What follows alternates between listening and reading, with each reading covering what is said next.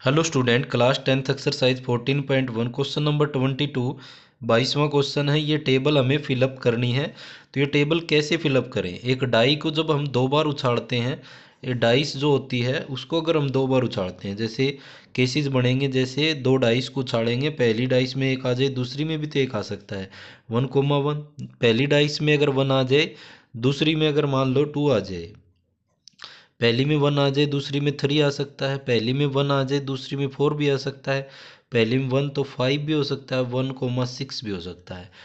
पहली डाइस में अगर 2 आ जाता तो क्या बनता? तो 1 भी हो सकता है, दूसरी में 2,2 भी, 2,3, 2,4, 2,5, 2,6।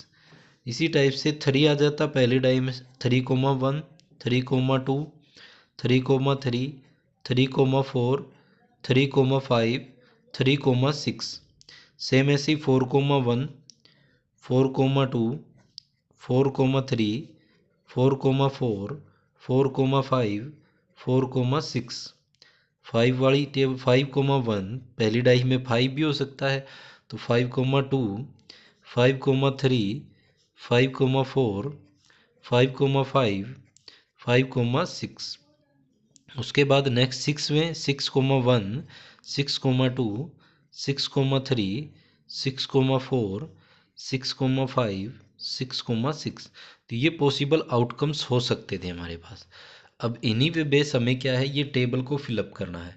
तो जैसा कि हमारे पास सम जोड़ जो है, वो इवेंट जिनका जोड़ जो है डाइस का 2 आए, तो सम एज टू पॉसिबल आउटकम्स कितने हो जाएंगे? पॉसिबल आउटकम्स, तो पॉसिबल आउटकम्स क्या हो जाएंगे? जिसका जोड़ 2 आए।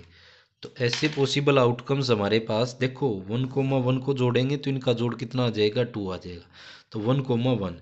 और ये टोटल केसेस कितने हमारे पास? टोटल जो केसेस हैं, टोटल केसेस वे हमारे पास 36 केसेस हैं, ये आप देखोगे तो। और इसका तो आ गया 1/36, तो ऐसा पॉसिबल केस कितना है? एक है, और इसकी प्रोबेबिलिटी 1/6।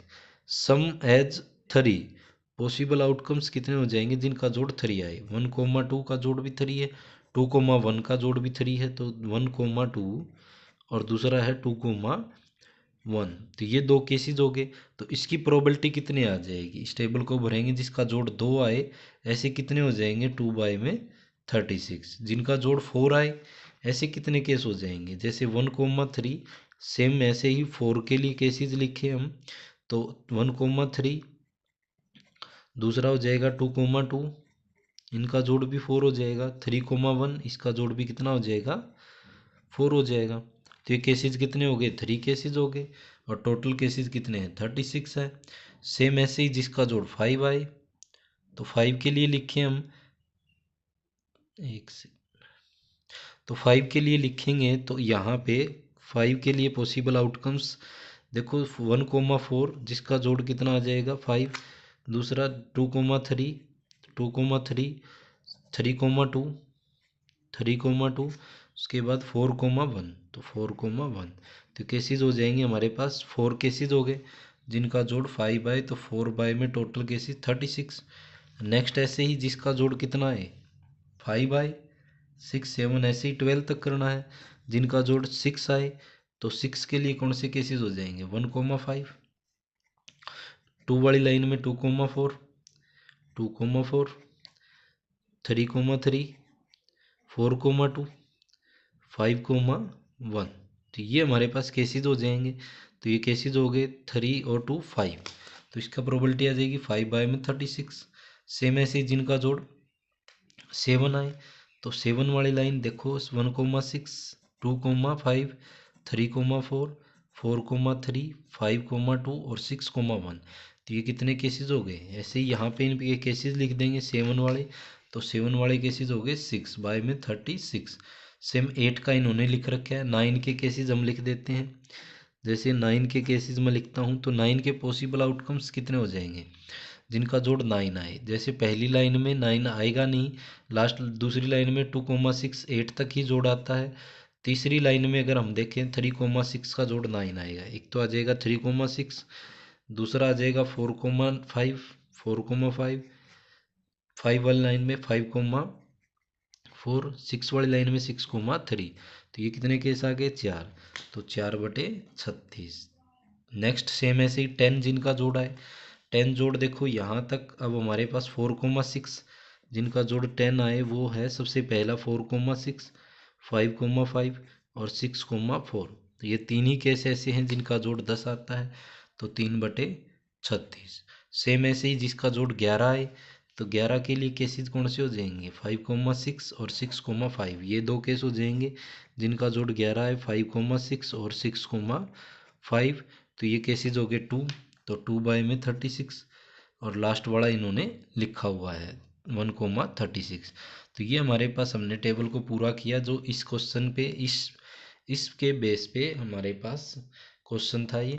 अब हमारे पास क्या बताना है? Student argue that there are 11 possible outcomes 2, 3, 4, 5, 6, 7, 12। देखो यहाँ पर जिनका जोड़ दो से लेकर के दो डाइस का जोड़ 2, 3, 4, 5 ये 12 तक है, ये पॉसिबल। ये बात तो सही कही इन्होंने। There four each of them are probability 1/11। लेकिन ये कह रहा है कि सबकी प्रोबेबिलिटी 1/11 आ रही है। तो क्या हमारे पास सबकी प्रोबेबिलिटी 1/11 आई है? नहीं, सबकी अलग अलग है। देखो 1/36, 2/36, 3/36, सबकी प्रोबेबिलिटी अलग अलग है। Do you agree? क्या इसके आंसर से आप एग्री हो विद दिस आर्ग्यूमेंट? इसके इस आर्ग्यूमेंट से आप एग्री हो?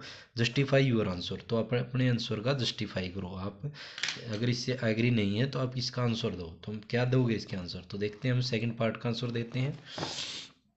तो पार्ट नंबर सेकंड का हम आंसर लिखते हैं। तो क्या ये प्रोबेबिलिटी, सभी की प्रोबेबिलिटी जो है, प्रोबेबिलिटी ऑफ एक सेकंड रे, probability of each of them is not 1/11। सभी की प्रोबेबिलिटी 1/11 नहीं हो सकती। As these are not equally likely. सभी की प्रोबेबिलिटी इक्वली लाइकली नहीं है। तो ये इक्वली लाइकली का क्वेश्चन नहीं है। इसमें देखो प्रोबेबिलिटी जो है वो हमारे पास अलग अलग है। 1/36 हो गया, 2/36 हो गया, ये सारी प्रोबेबिलिटीज आई हुई हैं। तो इसकी जो इन्होंने पूछा 1/11 नहीं हो सकती। तो इसके आंसर आपने दिखाई दिया, ऐसे लिखना है।